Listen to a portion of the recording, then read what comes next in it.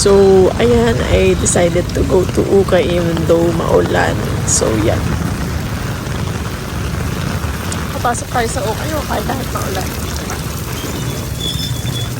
So, ito yung first stop ko. Dito ako palagi pumupunta. Favorite Ukay ko to.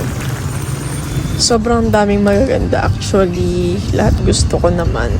But limited lang yung pera natin. So, dalawa lang yung kinuha ko. Medyo may pagka-pricey din kasi. So, ito, pupunta na tayo sa fitting room para magsuot.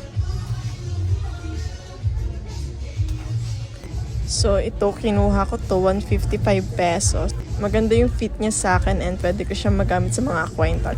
I love this so much. Kinuha ko din to for 155 pesos only din. For OOTD. Yes, girl! So, ayun, nabayaran ko na yun for the second stop naman na Ukay-Ukay.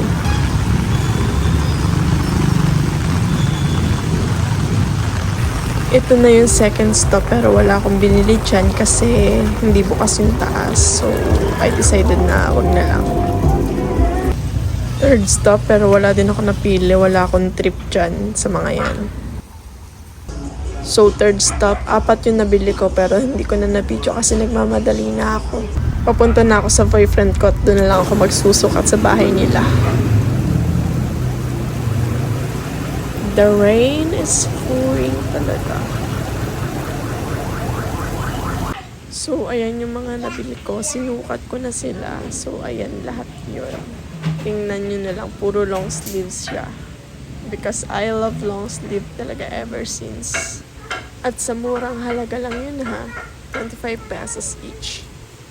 So, ayun lang guys. Bye-bye. Thank you for watching.